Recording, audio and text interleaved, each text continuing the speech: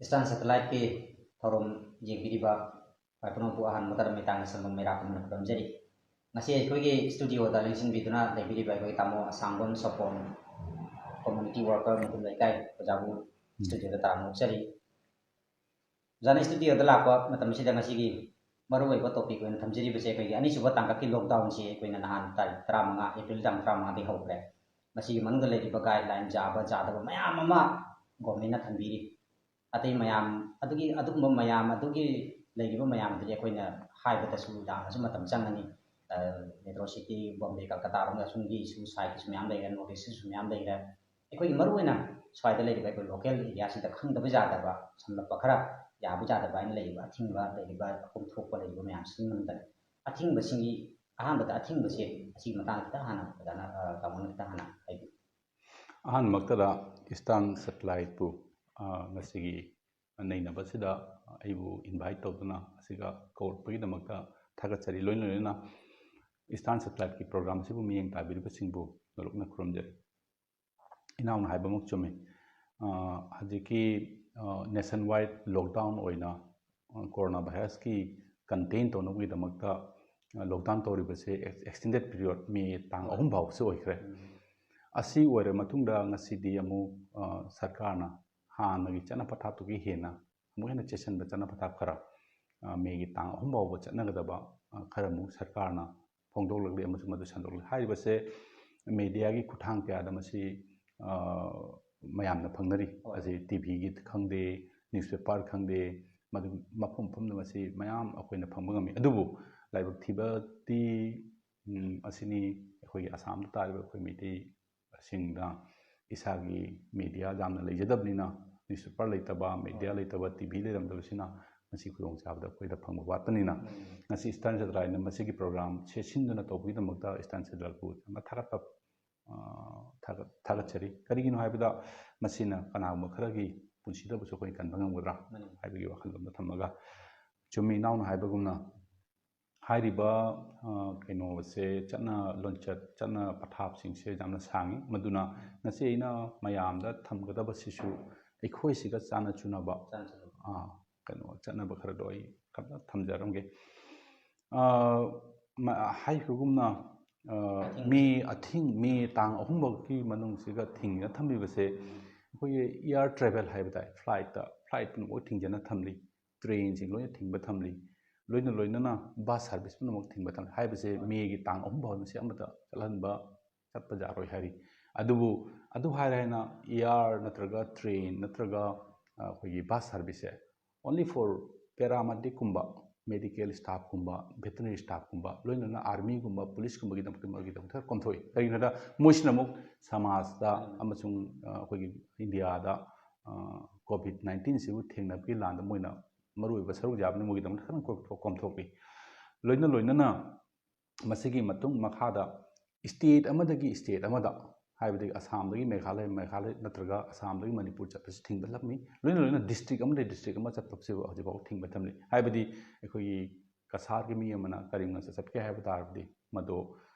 अयाबा चाउद्रबदी मदु ओइबा जादो अदुना हाइरिबा अयाबा सिसु जामना मरु ओइबा health reason गुंबा एकदम तौदब जादबा अदु मथमता कोइकनि हेना मोइना लापथुली स्कूल कॉलेज हांदगी थिंगना थमे इनाउसु खंगिबनिको असिसु मेगी तांग अहुम फावदी मोइना थिंगली हाइना अदुमाइतोना संदोरली अदुगी मथक्ता फैक्टरी अमसुंग लेरिबा ललोनिटिक पुनमक्से असिसु थिंगजनबा हजि फावदी थमली स्कूल कॉलेज की मतंग से तब अखोइ ट्यूशन तंबा जाम सनरी मसीगी चुमे मसीसिगा मोइना ट्यूटोरियल मयाम से अखोगी एजुकेशन इंस्टीट्यूट हाइबसिगा स्कूल कॉलेज संतना ट्यूटोरियल ओरिबा अखोगी एकेडमिक एनी एकेडमिक सेंटर हाइबदि मदु पुनमक्सिसु मोइना अथिंग बथमले अखोगिना खनबदा अखोगी हजिकसु अखोगी लेखाइदा उबा फंगी मथौ तारबदि मिसु ऑटो पुना चली नत्रा अदुगुम खरदि अखोइ थेंगनदोंते अदु ngасigi हाइरिबा अनौबा आइन सिगी मतुंगिनदि हाइबदि चना पथापसि मतुंगिनदि ऑटो रिक्शा साइकिल रिक्शा फावबदा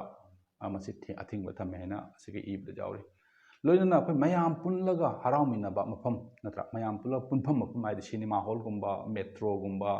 नत्रगा अखोगी शॉपिंग कॉम्प्लेक्स गुंबा स्पोर्ट्स कॉम्प्लेक्स गुंबा जिम्नास्टिक तौफम सॉरी जिम तौफम गुंबा पुनमक्सिसु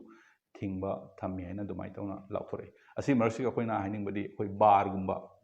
अदुमसु अथिंगबा थम्मे हैना सुम अखोगी रूल दुगा जाउरे अदुगा लोइनना अखोइना जामना सेक्शन गदबदी अमसुम मोइना हाइबा मतमदा समाज की ओइबा पॉलिटिकल ओइबा नत्रगा हराउ तयाम्बा की ओइबा धर्म की ओइबा मफम फम मिफम फंबा नत्रगा अखोगी मयाम पुनबगी पोसिसु हजि पावबा मी अहुम फावदि मुदे तौबा जारोइना थिंबा थम असि मथक असि मनदा लेबे लौ सिंगु बिदि तमना हाइबिदि माने होय मदुगा अमतंग दे एज तंद अखोगी थिंबा थंबसिगा अखोगी चानबा पोट अमा खतंग हाइजा होगिगे मसिगा अखोगी चर्च कुंबा मस्जिद कुंबा अदगी मंदिर कुंबा सिसु अजि मी पुनबा जादे हाइबा अथिंबा मथमे ममांगदा अखोगी पुरोहित हाइदि ब्राह्मण होइगेरा मै सेवा तौनबगी मी अहुम खती यानी गना को हाइकिबदो हदकी मतंग सिगना खरा पुमथोकपरा हचनबा मदुगी अमी अमनी दुगी दिसुम अदुबुदि सुम लay दुगा ngasai mayam punba khun mayam changna tawba akhoi sumna aina khanjabada akhoi sorat kumba tawba andra akhoi luhung khungdung bu tawbase achisu athingba ama leiri haina aina haijani aduga achiga akhoi na khangmina kada amana akhoi na kana gumba akhoi marakta su asina thok taw jade hai leite thoklibani aduga moina mi kun phawbadi punba jai hai poloi bicharon to mi kun dagi henbinu haina dumai tawna asiga hairi asi khakni haji akhoi chawrakpa moina thingna thamlibase lau singu matang tam lau singu matang se masigi matang da asum moina haibase ngasi akhoi di akhoi gi swai jeng na ta de mi june haibase akhoi lau singu hor tamni april gi lau singu adugi matang ne ado moina haji april gi tang kun matung dagi di april gi tang matu kun matung dagi di masiga akhoi lawmi singna lobuk to kumda law su bazar ni haibagi ayaba ma leire loina law singuga mari leinaba dukan sing haibadi fertilizer senpham pesticide unpham adugumba singsu hangba jakani haibagi wama su moina thame loina na akhoi agriculture ga mari leinaba pochai sing zone ba haibtai tractor gumba nataga akhoi ising jingnaba adugumba zone ba parts unba dukan singsu hangबगी खुदोंग चाबा मा अप्रैल की तांग कुन की मतुंग ददी Moina पीगनी हाइरी शासन नाइना पनबियम असी शासन नाइबम मसी जाव शासन की मतंग सिना करी मतबो मसी से सरकार ना इन जुम खंजे तो सरकार ना खले से पुनमक थबक पुनमक लेप तावरदी अखोई समाज अवाव मयाम लाकने ता ऑलरेडी अवाव थेंगरबने हजि अदुना मखोइना खलिबसिना रूरल इकोनॉमी ददी शासन लोइबा से अखोई लाइवलीहुड की अखोई हिंगनबी लंबी दा जामना इंपोर्टेंट वे पोडम मोयरबनिना मोइना हाइसिना अखोई संगोम सुंबा तना तना संगोम खोमबा अखोई गोलाना का अखोई साइड तौबसे अदुमा तौबा संगोम से खुंगटपा संगोम जोनबा चटपा संगोम दगी पुथोबा पोचुमबु साहनबा तंत्र मदु जोनबा जाबगी खुदोंग चाबा पीरी अदमाइन हारी लोइना लोइना अखोई पोल्ट्री फार्म तौबा नत्रगा अखोई नागी फिशरी तौबा नत्रगा अखोई सन लोइबा चाउना फार्म तौबा से मोइसे हांगदोपा जारानी सुदुमाइ हारी असिगा मरी लेनबदा पोट अमस मोइना हाइरी आदि शासन सिसु मोइसु चान थकना मयाम मथौ ताइ अखोइ सिगदी अखोइ स्वाइददी सजिकुमबदि अखोइ साइ लौनै अदु नतबदा मोइसिगा मोइगी फिट ओइबा एनिमल फिट मयामसु तौरिबनिना मथौ ताबने मदुसिंगदुबु पुथोपा इंडस्ट्री सिंगसु मोइ चलाइबा जानी अदु सांगबा जानी ना हाइबगी वाम सु मोइ थम चथौ चसिंगी मतांग असिमदि लोकल की ओइबा अखोइ सि लेरिबा चथौ चसिंगसि असिदि सब चाना फ्री पिथोकपरा कमाना मी अमखक चलु हाइब्रा पुन्ना दुकान दका लेइ सिंजे मोंग सिंजे अखोइ तम पुन्ना दुमाइना उ मसी मतांसे हाइरिसे मसीदा क्याम कुपना क्याम कमाइना हाइयो असिगा मोइना आइना सुम गाइडलाइन से पामा तम सुमा हाइरि एकरमना कनागुना 4 व्हीलर पुबा तारबदि ड्राइवर दुमगा मनिंगी सीटा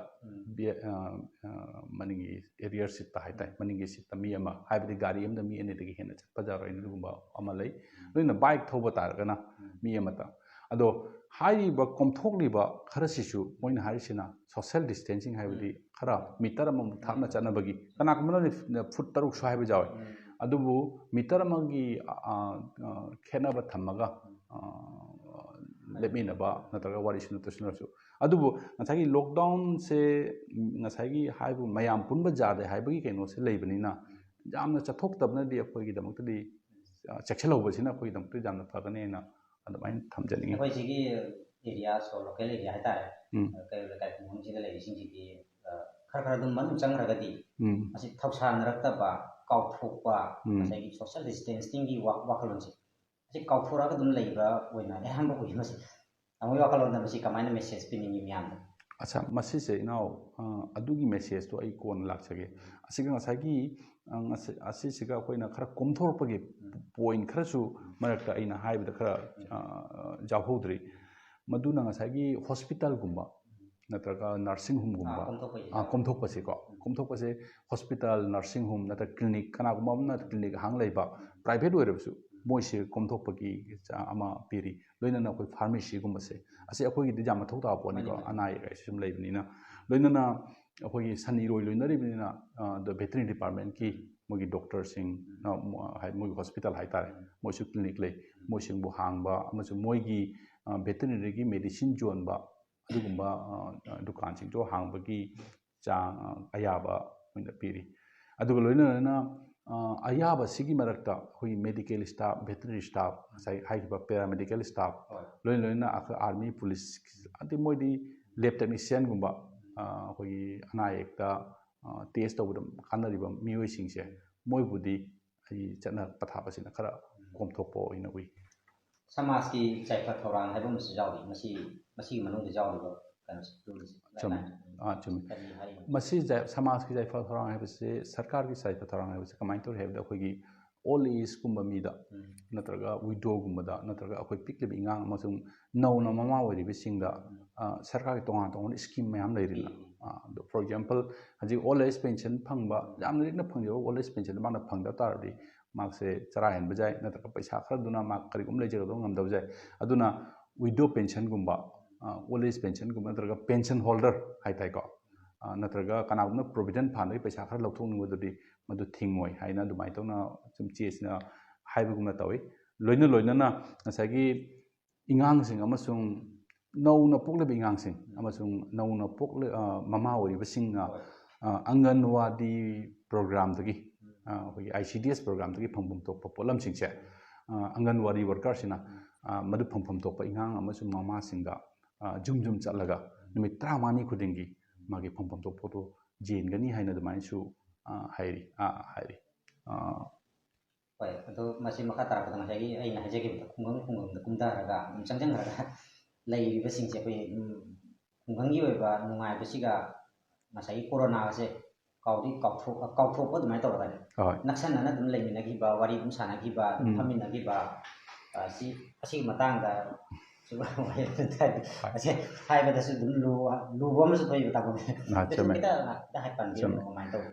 ꯃꯁꯤꯁꯦ ꯑꯩꯅ ꯁꯨꯃꯥꯏꯅ ꯊꯝꯖꯅꯤꯡꯉꯦꯀꯣ ꯑꯁꯤ ꯑꯩꯅ ꯍꯥꯏꯕ ꯅꯠꯇꯦ ꯁꯔꯀꯥꯔꯒꯤ ꯅꯤꯌꯣꯝ ꯁꯤꯃꯛꯅ ꯍꯥꯏꯕꯅꯤ ꯃꯈꯣꯏꯗ ꯌꯥꯝꯅ ꯏꯁꯇ꯭ꯔꯤꯛ ꯑꯣꯏꯅ ꯉꯁꯤꯁꯨ ꯑꯩꯅ ꯁꯨꯝ ꯇꯥꯖꯕꯗ ꯂꯛꯈꯤꯄꯨꯔꯗꯁꯨ ꯅꯠꯇ꯭ꯔꯒ ꯐꯨꯔꯂꯦꯇꯔꯒꯨꯝꯕ ꯃꯐꯝꯗꯁꯨ ꯃꯤ ꯊꯣꯔꯛꯄꯗ ꯄꯨꯂꯤꯁꯅ ꯇꯟꯈꯥꯏꯅ ꯇꯥꯏ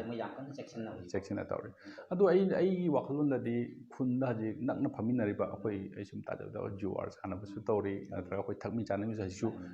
ꯁꯨꯝ ꯀꯥꯏꯗꯅ ꯑꯩꯈꯣꯏ ꯁꯤꯗ ꯌꯧꯔꯛꯑꯣꯏ ꯍꯥꯏꯕꯒꯤ ꯋꯥꯈꯜꯂꯣꯟꯗꯣ ꯑꯩꯈꯣꯏꯁꯨ ꯍꯧꯖꯤꯛ ꯂꯩꯔꯤꯑꯕ ꯀꯔꯝꯕ ꯃꯤꯀꯨꯞꯇꯒꯤ ꯂꯥꯏꯅꯥꯁꯤ ꯂꯥꯛꯀꯗꯣꯏꯅꯣ ꯍꯥꯏꯁꯦ ꯑꯁꯤꯗꯤ ꯑꯩꯈꯣꯏꯅ ꯇꯝꯕ ꯉꯝꯗꯕ ꯄꯣꯠ ꯑꯃꯅꯤ ꯑꯗꯨꯅ ꯑꯩꯒꯤ ꯋꯥꯈꯜꯂꯣꯟꯗꯗꯤ ꯃꯁꯤꯁꯦ ꯌꯥꯔꯤꯉꯩꯗꯤ ꯍꯥꯏꯔꯤꯕ ꯄꯨꯟꯗꯕ ꯌꯥꯗ꯭ꯔꯒꯗꯤ ꯄꯨꯟꯕꯤꯕ ꯑꯗꯨꯅ ꯐꯥꯔꯁ ꯄꯣꯏꯟ ꯌꯥꯔꯤꯃꯈꯩꯗꯤ ꯗꯤꯁꯇꯦꯟꯁꯁꯦ ꯃꯦꯟꯇꯦꯟ ꯇꯧꯔꯒ ꯄꯨꯜꯂꯕꯁꯨ ꯗꯤꯁꯇꯦꯟꯁꯁꯦ ꯃꯦꯟꯇꯦꯟ ꯇꯧꯔꯒ ꯄꯨꯟꯕꯤꯕ ꯑꯗꯣ ꯌꯥꯔꯤꯃꯈꯩꯗꯤ ꯌꯨꯝꯗ ꯄꯤꯕꯁꯤꯅ ꯈ꯭ꯋꯥꯏꯗꯒꯤ ꯕꯦꯁ ꯑꯣꯏꯅ ꯈꯜꯂꯦ ꯇꯥꯃꯣ ꯃꯈꯥ ꯇꯥꯅ ꯂꯥꯛꯆꯅꯤꯡꯉꯤꯁꯦ ꯁ꯭ꯀꯨꯜ ꯇꯝꯕ ꯍꯥꯏꯕ ꯁ꯭ꯀꯨꯜꯒꯤ ꯃꯇꯥꯡꯗ ꯑꯃ ꯌꯥꯎꯏ ꯃꯁꯤ ꯁ꯭ꯀꯨꯜ ꯇꯝꯕ ꯍꯥꯏꯔꯤꯕ ꯃꯇꯥꯡꯁꯤꯒꯤ ꯇꯣꯄꯤꯛꯁꯦ ꯃꯁꯤꯗ ꯄꯤꯔꯤꯕ ꯒꯥꯏꯗꯂꯥꯏꯟ ꯅꯤꯌꯣꯝ ꯅꯤꯇꯤꯁꯦ ꯀꯔꯤ ꯍꯥꯏꯔꯤꯕ ꯍꯣꯏ ꯍꯥꯏꯔꯤꯕ ꯂꯣꯛꯗꯥꯎꯟꯁꯤꯅ ꯃꯔꯝ ꯑꯣꯏꯗꯨꯅ ꯑꯩꯈꯣꯏꯒꯤ ꯁ꯭ꯀꯨꯜ ꯀꯣꯂꯦꯖ ꯄꯨꯝꯅꯃꯛ ꯂꯣꯏ ꯊꯤꯡꯂꯕꯅꯤ나 ꯁꯔꯀꯥꯔꯒꯤꯁꯨ ꯀꯟꯁꯔꯟꯅꯤ ꯃꯃꯥ ꯃꯄꯥ ꯑꯣꯏꯕ ꯑꯃꯁꯨꯡ ꯃꯌꯥꯝ ꯄꯨꯝꯅꯃꯛ ꯀꯟꯁꯔꯟꯅꯤ ꯀꯔꯤꯒꯤꯅꯣ ꯍꯥꯏꯕꯗ ꯆꯍꯤ ꯑꯃ ꯃꯥꯡꯉꯛꯀꯗꯕꯅꯤꯀꯣ ꯊꯥ 3-4 ꯇꯝꯃꯛꯇꯕ ꯍꯥꯏꯕꯁꯦ ꯃꯗꯨꯅ ꯃꯁꯤꯒꯤ ꯑꯣꯜꯇꯔꯅꯦꯇꯤꯚ ꯑꯣꯏꯅ ꯍꯧꯖꯤꯛ ꯁꯔꯀꯥꯔꯅ ꯑꯣꯟꯂꯥꯏꯟꯒꯤ ꯃꯇꯦꯡ ꯂꯧꯔꯒ ꯏꯟꯇꯔꯅꯦꯠꯀꯤ ꯃꯇꯦꯡ ꯂꯧꯔꯒ ꯑꯉꯥꯡꯁꯤꯡꯕꯨ ꯀꯃꯥꯏꯅ ꯇꯥꯛꯄꯤ ꯇꯝꯕꯤꯒꯅꯤ ꯍꯥꯏꯗꯤ ꯃꯥꯒꯤ ꯏꯌꯥꯔꯁꯦ ꯃꯥꯡꯗꯅꯕꯒꯤꯗꯃꯛꯇ ꯑꯗꯨꯒꯨꯝꯕ ꯃꯅꯤꯄꯨꯔꯗꯗꯤ ꯃꯁꯤ ꯍꯧꯈ꯭ꯔꯦ ꯑꯗꯨꯕꯨ ꯃꯗꯨꯗꯤ ꯁꯔꯀꯥꯔꯅꯁꯨ ꯃꯗꯨꯒꯤꯗꯤ ꯄ꯭ꯔꯣꯃꯣꯠ ꯇꯧꯅꯤ ꯑꯃꯁꯨꯡ ꯁꯧꯒꯠꯂꯤ ꯑꯗꯨꯕꯨ ꯑꯩꯈꯣꯏ ꯈꯔ ꯀꯟꯁꯔꯟꯅꯤ ꯑꯩꯈꯣꯏꯒꯤ ꯈꯨꯟ ꯑꯃꯅꯨꯡꯗ ꯂꯩꯔꯤꯕ ꯁ꯭ꯀꯨꯜꯁꯤꯡꯁꯦ ꯏꯟꯇꯔꯅꯦꯠ ꯌꯥꯝ ꯐꯠꯇꯕ ꯃꯐꯝꯁꯤꯡꯗꯤ ꯈꯤꯇꯪꯗꯤ ꯀꯟꯁꯔꯟꯅꯤ ꯑꯗꯨꯕꯨ ꯁꯔꯀꯥꯔꯅ ꯃꯗꯨꯃꯛꯇꯤ ꯍꯥꯏꯗꯤ ꯑꯉꯥꯡꯁꯤꯡ ꯂꯦꯞꯍꯟꯗꯅꯕꯒꯤꯗ ꯑꯗꯨꯝ ꯁꯤꯟ ꯂꯥꯡꯕꯗꯤ ꯃꯣꯏꯅ ꯁꯣꯏꯅ ꯁꯤꯟ ꯂꯥꯡꯕꯗꯤ ꯍꯧꯔꯛꯏꯀꯣ ꯐꯥꯏꯅꯥꯟꯁꯤꯌꯦꯜꯒꯤ ꯃꯇꯥꯡ ꯑꯃ ꯁꯦꯟ ꯊꯨꯝꯒꯤ ꯑꯠꯆꯥ ꯃꯁꯤꯒꯤ ꯃꯇꯥꯡꯗ ꯃꯈꯣꯏꯅ ꯑꯇꯣꯞꯄ ꯍꯤꯔꯝ ꯑꯌꯥꯝꯕꯗꯤ ꯑꯇꯣꯞꯄ ꯃꯌꯥꯝ ꯌꯥꯎꯔꯤꯗꯣ ꯑꯩꯈꯣꯏꯒ ꯍꯦꯛ ꯃꯔꯤ ꯂꯩꯅꯕꯁꯦ ꯕꯦꯡꯛꯁꯦ ꯍꯥꯡꯒꯗ꯭ꯔꯥ ꯍꯥꯡꯉꯣꯏꯗ꯭ꯔꯥ ꯍꯥꯏꯕ ATMꯗ ꯄꯩꯁꯥ ꯂꯩꯒꯗ꯭ꯔꯥ ꯂꯩꯔꯣꯏꯗ꯭ꯔꯥ ꯍꯥꯏꯕꯁꯦ ꯑꯩꯈꯣꯏꯒꯤ ꯀꯟꯁꯔꯟ ꯑꯃꯅꯤꯀꯣ ꯃꯗꯣ ꯑꯁꯤꯒꯤ ꯒꯥꯏꯗꯂꯥꯏꯟꯁꯤ ꯃꯇꯨꯡ ꯏꯟꯅ ꯕꯦꯡꯛꯁꯦ ꯍꯥꯟꯅꯒꯨꯝꯅ 8 ꯑꯋꯥꯔꯁ ꯑꯩꯈꯣꯏ ꯄꯨꯡ ꯍꯥꯟꯅꯒꯨꯝꯅ ꯄꯨꯡ 10ꯗꯒꯤ ꯍꯥꯡꯉ ꯄꯨꯡ 4 ꯑꯗꯨꯋꯥꯏꯗ ꯂꯣꯏꯁꯤꯟꯕꯒꯤꯁꯦ ꯃꯁꯤꯒꯤ ꯃꯇꯝꯁꯤꯃꯛ ꯐꯨꯜ ꯇꯥꯏꯝ ꯑꯣꯏꯅ ꯍꯥꯡꯒꯅꯤ ꯍꯥꯏꯅ ꯍꯥꯡꯒꯗꯕꯅꯤ ꯍꯥꯏꯅ ꯑꯗꯨꯃꯥꯏꯅ ꯂꯥꯎꯊꯣꯛꯈ꯭ꯔꯦ ꯀꯔꯝ ꯀꯥꯟꯗꯒꯤ ꯃꯁꯤ ꯃꯁꯤ ꯇꯥꯡ 10ꯗꯒꯤ ꯉꯁꯥꯏ ꯑꯦꯄ꯭ꯔꯤꯜ ꯇꯥꯡ 10ꯗꯒꯤ ꯀꯣꯝꯊꯣꯛꯄꯁꯤꯡ ꯂꯣꯏꯅ ꯑꯦꯄ꯭ꯔꯤꯜ ꯇꯥꯡ 10ꯒꯤ ꯃꯇꯨꯡꯗ ꯀꯣꯝꯊꯣꯛꯀꯗꯕꯅꯤꯀꯣ ꯑꯦꯄ꯭ꯔꯤꯜꯒꯤ ꯇꯥꯡ 10 ꯃꯇꯨꯡꯗꯒꯤ ꯃꯅꯤꯄꯨꯔꯁꯤꯗꯤ ꯑꯩꯈꯣꯏ ꯈꯔ ꯆꯦꯛꯁꯤꯟꯅ ꯃꯣꯏ ꯒꯥꯏꯗꯂꯥꯏꯟꯁꯦ ꯉꯥꯡꯅ ꯆꯠꯇ꯭ꯔꯒꯗꯤ ꯍꯣꯏ ꯄꯨꯂꯤꯁꯀꯤ ꯂꯥꯊꯤꯆꯥꯔꯖ ꯆꯨꯝꯃꯤ ꯌꯥꯏ ꯄꯣꯠ ꯆꯩꯒꯤ ꯀ꯭ꯔꯥꯏꯁꯤꯁ ꯑꯣꯏꯔꯛꯄꯁꯦ ꯒꯣꯔꯃꯦꯟꯒꯤ ꯊ꯭ꯔꯨꯗꯒꯤ ꯃꯁꯤ ꯑꯩꯈꯣꯏ ꯃꯅꯤꯄꯨꯔꯗꯒꯗꯤ ꯉꯁꯤ ꯁꯣꯁꯤꯌꯦꯜ ꯃꯤꯗꯤꯌꯥꯗ ꯑꯗꯨꯝ ꯊꯦꯡꯅꯖꯕꯗ ꯄꯣꯠ ꯆꯩ ꯂꯩꯕ ꯐꯪꯗꯦ ꯆꯦꯡ ꯂꯩꯕ ꯐꯪꯗ꯭ꯔꯦ ꯍꯥꯏꯕꯒꯤ ꯁꯤꯒꯨꯝꯕꯗ ꯐꯦꯛ ꯑꯣꯏꯔꯝꯕꯁꯦ ꯑꯃꯁꯨ ꯑꯣꯏꯔꯝꯕꯁꯦ ꯑꯁꯤꯃꯛ ꯊꯣꯛꯍꯩꯗꯦꯁꯨ ꯂꯩꯄꯣꯟꯇꯦ ꯁꯤꯒꯤ ꯃꯇꯥꯡꯗ ꯀꯔꯤ ꯍꯥꯏꯔꯤꯅꯣ ꯁꯔꯀꯥꯔꯅ ꯄꯣꯠ ꯆꯩꯒꯤ ꯃꯇꯥꯡꯗ ꯁꯨꯃꯥꯏꯅ ꯑꯩꯅ ꯎꯖꯕꯗ ꯋꯥꯟ ꯏꯁ ꯇꯥꯡ 10ꯒꯤ ꯃꯇꯨꯡꯁꯤꯒ ꯑꯩꯈꯣꯏꯒꯤ ꯇ꯭ꯔꯦꯟ ꯅꯠꯇ꯭ꯔꯒ ꯀꯥꯔꯒꯣ ꯍꯥꯏꯇꯥꯔꯦꯀꯣ ꯀꯥꯔꯒꯣ ꯇ꯭ꯔꯦꯟꯗ ꯀꯥꯔꯒꯣ ꯍꯥꯏꯔꯣ ꯅꯠꯇ꯭ꯔꯒ ꯑꯩꯈꯣꯏ ꯑꯦꯔꯣꯄ꯭ꯂꯦꯟꯗꯁꯨ ꯀꯥꯔꯒꯣ ꯂꯩꯀꯣ ꯃꯣꯏꯒꯤ ꯄꯣꯠ ꯆꯩ ꯄꯨꯁꯜꯂꯛꯅꯕ ꯑꯦꯔꯣꯄ꯭ꯂꯦꯟꯒꯨꯝꯕ ꯅꯠꯇ꯭ꯔꯒ ꯇ꯭ꯔꯦꯟꯒꯨꯝꯕ ꯅꯠꯇ꯭ꯔꯒ ꯇ꯭ꯔꯥꯛꯀꯨꯝꯕꯁꯦ ꯑꯁꯤ ꯏꯁꯇꯦꯠ ꯈꯨꯗꯤꯡꯗ ꯆꯠꯄ ꯌꯥꯔꯅꯤ ꯏꯟꯇꯔ ꯁ꯭ꯇꯦꯠ ꯑꯃꯁꯨꯡ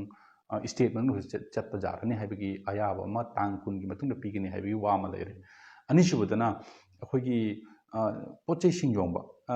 ꯍꯤꯡꯕꯗ ꯇꯉꯥꯏ ꯐꯗꯕ ꯄꯣꯠꯂꯝꯁꯤꯡ ꯌꯣꯟꯕ ꯗꯨꯀꯥꯟꯁꯤꯡꯁꯦ ꯍꯥꯡꯍꯟꯕ ꯐꯣꯔ ꯑꯦꯛꯖꯥꯝꯄꯜ ꯔꯦꯁꯟ ꯗꯨꯀꯥꯟ ꯆꯥꯅ ꯊꯛꯅꯕ ꯌꯣꯟꯕ ꯗꯨꯀꯥꯟ ꯍꯩ ꯔꯥ ꯌꯣꯟꯕ ꯌꯦꯟꯁꯥꯡ ꯅꯥꯄꯤ ꯌꯣꯟꯕ ꯁꯪꯒꯣꯝ ꯑꯗꯨꯒꯤ ꯑꯩꯈꯣꯏꯒꯤ ꯁꯥꯒꯨꯝꯕ ꯌꯣꯟꯕ ꯑꯁꯤꯒꯨꯝꯕ ꯄꯣꯠꯂꯝꯁꯤꯡꯁꯦ ꯌꯣꯟꯕ ꯗꯨꯀꯥꯟꯁꯤꯡꯁꯦ ꯂꯣꯏꯅ ꯍꯥꯡꯗꯣꯛꯄ ꯐꯖꯅ ꯍꯥꯡꯗꯣꯛꯄ ꯌꯥꯔꯅꯤ ꯍꯥꯏꯕꯒꯤ ꯑꯦꯄ꯭ꯔꯤꯜ ꯇꯥꯡ 10 ꯃꯇꯨꯡꯗ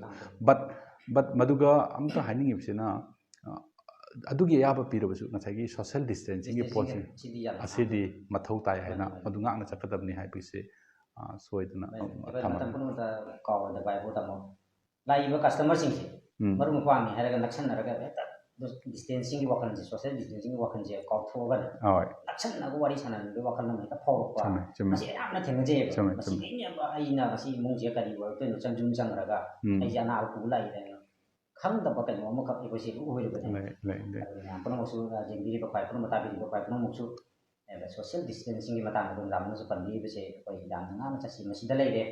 ꯂꯥꯏꯅꯥꯁꯦ ꯂꯥꯛꯀꯅꯤ ꯂꯥꯛꯑꯣꯏ ꯍꯥꯏꯕꯁꯦ ꯃꯁꯤꯗ ꯂꯩꯔꯦ ꯑꯩꯅ ꯂꯥꯞꯅ ꯆꯠꯂꯤꯉꯩꯒꯤ ꯂꯥꯏꯅꯥꯗꯨꯅ ꯀꯩꯒꯨꯝꯕ ꯆꯪꯉꯝꯕꯒꯤ ꯋꯥ ꯂꯩꯇ꯭ꯔꯦ ꯒꯣꯔꯃꯦꯟꯅ ꯃꯣꯏ ꯁꯥꯏꯟꯁꯅ ꯍꯥꯏꯕꯁꯦ ꯃꯤꯇꯔ ꯑꯃ ꯂꯥꯞꯅ ꯆꯠꯄꯤꯌꯨ ꯍꯥꯏꯕꯅꯦ ꯍꯥꯏꯕ ꯃꯥ ꯆꯣꯡꯕ ꯄꯥꯏꯕ ꯉꯝꯃꯛꯇꯕꯗꯣ ꯑꯗꯨꯅꯤꯗ ꯍꯥꯏꯖꯔꯤ ꯌꯥꯝ ꯅꯨꯡꯉꯥꯏꯔꯦ ꯑꯩꯈꯣꯏ ꯇꯥꯃꯣ ꯑꯁꯥꯡꯕꯝ ꯁꯣꯄꯣꯟ ꯀꯝꯃꯨꯅꯤꯇꯤ ꯋꯥꯔꯀꯔ ꯃꯇꯝ ꯂꯩꯀꯥꯏꯒꯤ ꯑꯣꯖꯥꯅ ꯇꯥꯃꯣꯅ ꯉꯁꯤ ꯑꯩꯈꯣꯏ ꯁ꯭ꯇꯨꯗꯤꯑꯣꯗ ꯂꯦꯡꯕꯤꯔꯛꯇꯅ ꯑꯅꯤꯁꯨꯕ ꯇꯥꯡꯀꯛꯀꯤ ꯂꯣꯛꯗꯥꯎꯟꯒꯤ ꯆꯠꯅ ꯀꯥꯡꯂꯣꯟ ꯌꯥꯕ ꯌꯥꯗꯕ ꯃꯌꯥꯝ ꯑꯃ ꯇꯥꯛꯄꯤꯔꯦ ꯑꯔꯣꯏꯕ ꯑꯣꯏꯅ ꯇꯥꯃꯣꯅ ꯌꯦꯡꯕꯤꯔꯤꯕ ꯈ꯭ꯋꯥꯏ ꯄꯨꯝꯅꯃꯛꯇ ꯃꯦꯁꯦꯖ ꯑꯃꯈꯛ ꯇꯦꯟꯇꯛꯅ ꯃꯦꯁꯦꯖ ꯑꯃꯈꯛ ꯊꯝꯕꯤꯌꯨ ꯏꯁꯇꯥꯟ ꯁꯦꯇꯦꯂꯥꯏꯠꯀꯤ ꯄ꯭ꯔꯣꯒ꯭ꯔꯥꯝ ꯑꯁꯤꯕꯨ ꯌꯦꯡꯕꯤꯔꯤꯕ ꯈꯨꯗꯤꯡꯃꯛꯄꯨ ꯑꯃꯨꯛ ꯍꯟꯅ ꯑꯩꯅ ꯈꯨꯔꯨꯝꯖꯔꯒ ꯃꯌꯥꯝꯗ ꯔꯤꯀ꯭ꯋꯦꯁ ꯑꯃ ꯊꯝꯖꯔꯝꯒꯦ